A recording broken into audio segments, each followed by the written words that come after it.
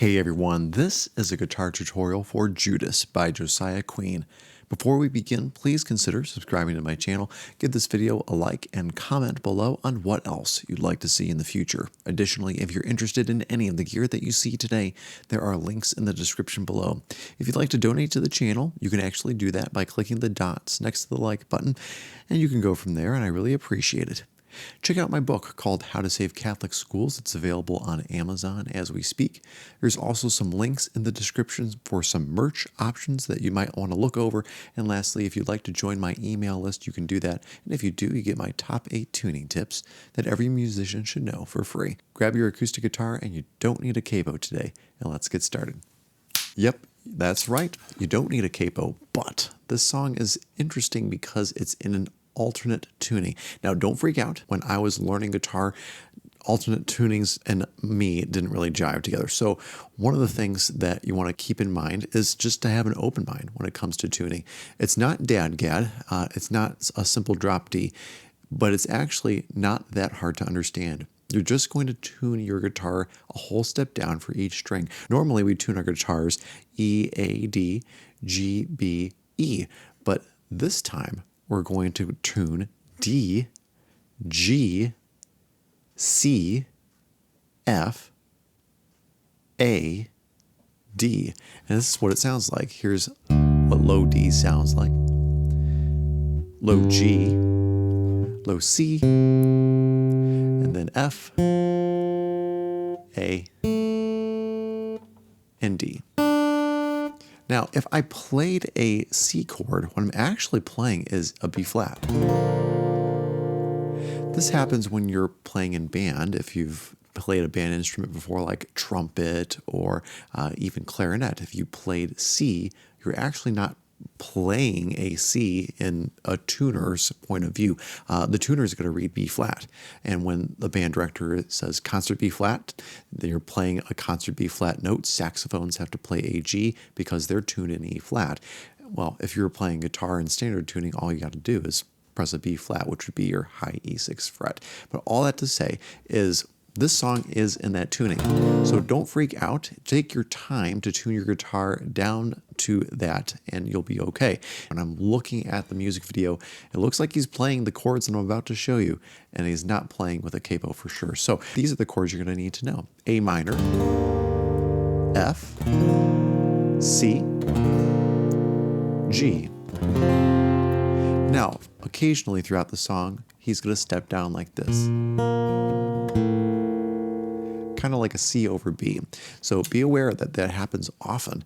And there's a finger picking pattern that we'll discuss after the playthrough. But don't worry, I'm going to put the chords on screen for you. I'll say them as we go along. And then if you want to take a deeper dive into the finger picking pattern and strumming patterns, stick around after the playthrough. We'll talk about that in depth. But regardless, make sure that you take your time with this one and tune your guitar accordingly. Come back and play through with me, and then we'll talk about strumming patterns. So get ready.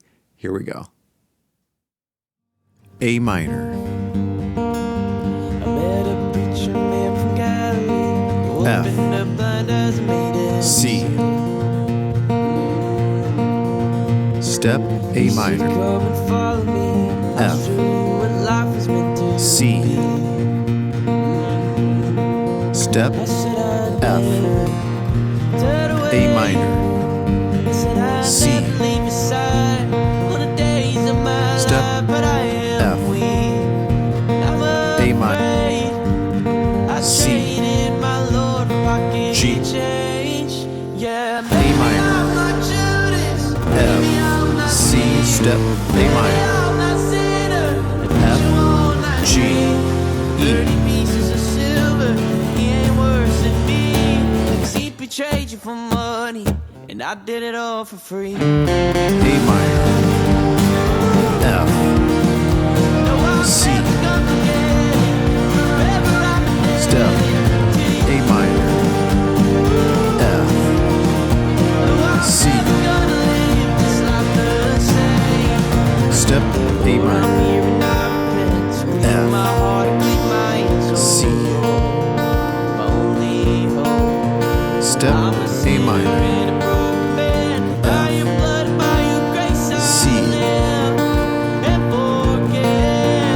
step F, A minor, C, step F, A minor, C, G, A minor, F, C, step A minor, F, G, E. Trade you for money, and I did it all for free. A minor, F, C, step A minor, F, C, step E, A minor, A, step C, C to E, A minor, G, A minor, F, C, A minor, F, G, E. Build it up. We betrayed you for money, and I did it all for free. A minor, F, C, step A minor, F, G, E, A minor, E,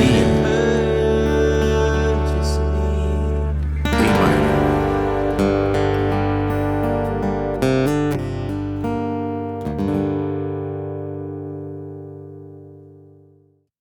Well, everyone, I hope that I was able to help you out with that tutorial, and what a song. It's really interesting and very timely, especially a couple weeks before Easter, and the lyrics definitely make you think, right? So let's talk about some basic strumming patterns, then we'll talk about the finger picking pattern.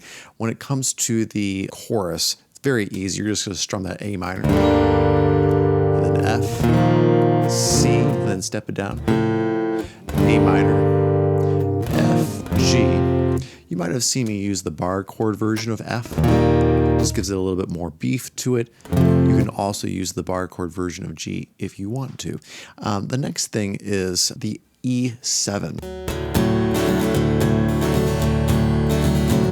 And that's near the end of the chorus, of course. And then there's that 1, 2, 3, 4, and then 5, 6, 7.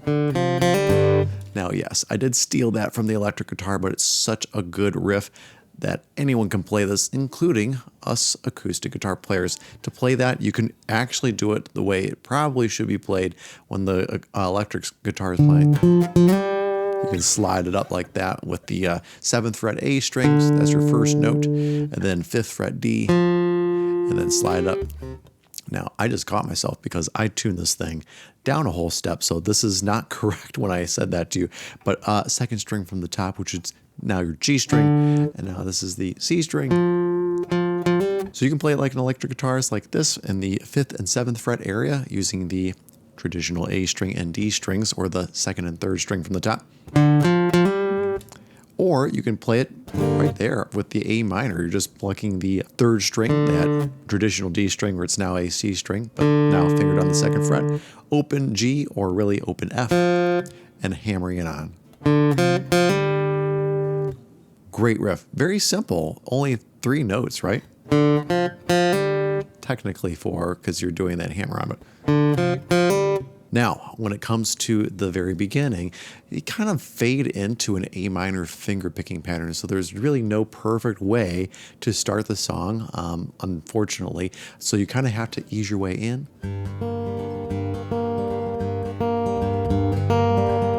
And crescendo into the first verse. To play that pattern, I'm holding that pick, and there's a reason why, because I'm going to use it for the chorus. Some people put it in their lap, some people put it in their mouth.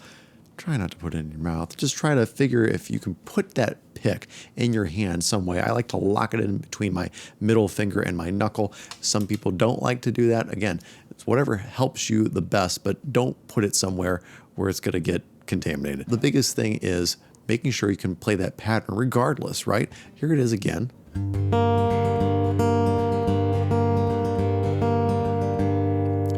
that's, of course, at tempo. I'm going to slow it down.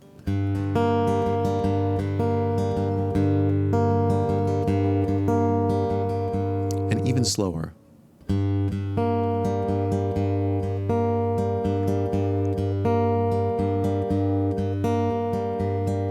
I'm really just playing the, again, I'm going to standard tuning string names, so I apologize. The A string, the G string, and the B string. Those are my primary strings. I'm starting with that second string, the A string, twice, and then the B string, G string, and just alternating between the A and G string from there.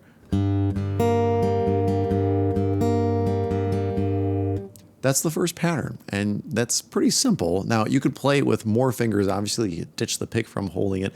It's up to you and what you'd like to do, but you can get away with that method. It's not very traditional, though, so if you're classically trained, you may frown on that. The next one would be the second verse, or the verse after the first chorus. And you kind of do a variation, but you're going to include the high E string, and now you're using the pick. You probably could do this with a finger picking pattern, probably even better than what I'm about to show you. This is kind of sloppy, but the way the song is written, I feel like it needs this pick here.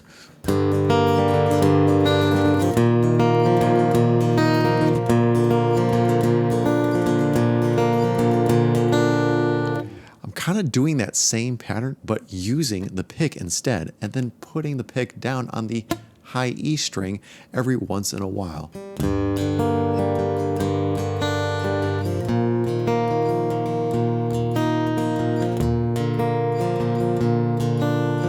Notice that I'm only playing the high E string once every measure. Right there, near the end, around beat 3. And then just alternating between that A and G string like I showed you before. With the first pattern, playing that A string twice, B string first after that, alternating between the A and G strings after that, and then I'm playing the A string one more time, then going to that bottom string, and then I'm doing the same thing, but just a different chord. And in between chord changes, I'm going to the A and G string just very quickly. Did you hear that? Just G, A, G.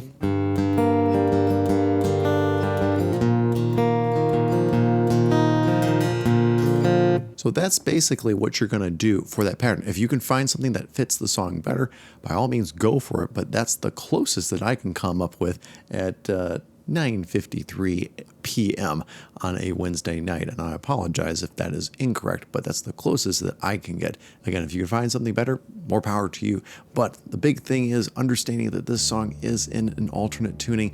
It's a whole step down for each string. I'm sorry that if that throws a wrench into things, but if you're a male worship leader, you're probably rejoicing on the other end of this video, and thank you very much. You're welcome. But understand that if you ever want to go back to standard tuning, it's okay. Grab a capo and press that thing on the second fret, and you'll be back in standard tuning, lickety split.